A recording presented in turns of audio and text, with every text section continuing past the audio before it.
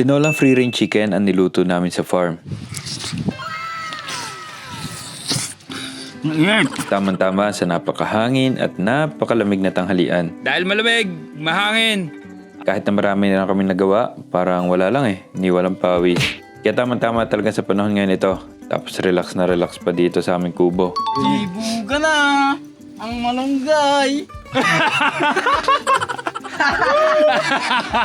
Sayang, effort. Dahil parang may aircon dito sa Pilipinas, kahit nagpa-project kami dito sa farm, Anong menu natin? Tinola, siyempre. Yan, tinola para masarap higupin. Ngayong taglamig. para may mainit na sabaw kami sa kabila ng napakalamig na hangin. Siyempre pa at ang manok natin ay manok sa farm. Siguradong napakalasa nitong ating lulutuin na ito. Nagtulong-tulong na kami sa pagluluto.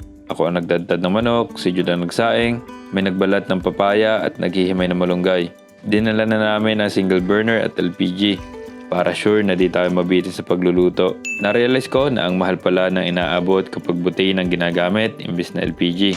Kasi 100 pesos na 100 pesos kada punta namin dito Lalo pa ngayon na magpapalambot ng karnong manok. Pag kinapos tayo ng gatos sa kalagitnaan, ay naku po, yari na.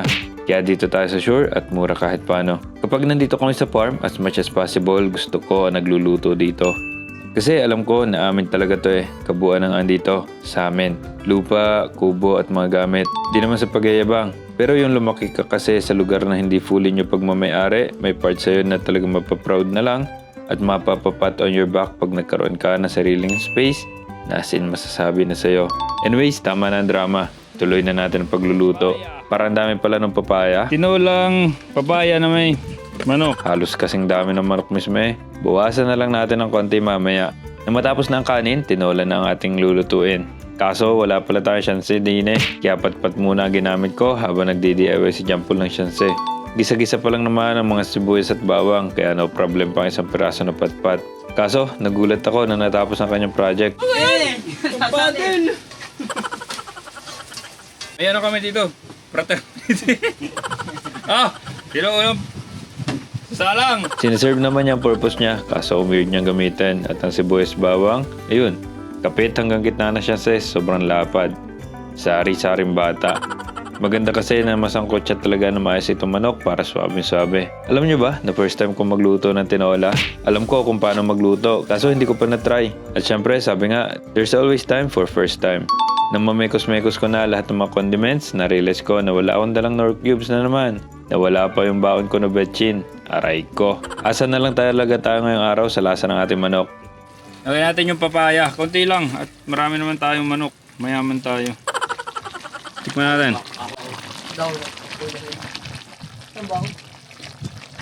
Wala pa sa patis.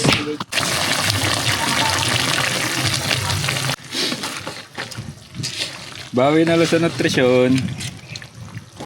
Lambot ng papaya.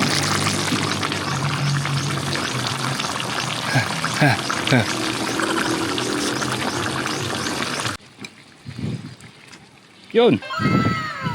Lumubog na ang kutsarang disposable.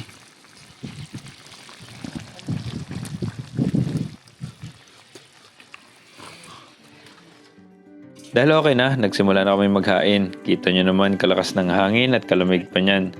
Kaya kahit marami na kami nagawa, di man lang pinawisan. Baka sa paghikop ng sabaw na rin, papawisan kami. Excited na kami. Nakahain na ang tinola at kanin. Kaso, Yun. Ibuga na. Kasi yung ating lalagyan ng sabaw. Ibuga na ang malunggay. Sayang, effort. kaya sinalang ulit namin. Isang kulo lang yan at luto na rin kaagad yung malunggay na yan. Naku po, pagsasaktan pa ng tiyan. Yan totoo na. Luto na. Yun! Tunay na! Kain na, pwesto na. Napaunti nga lang ang sabaw. Mahilig nga pala sa higupin na rin mga nakala may mga pinapasuso. First bite tayo.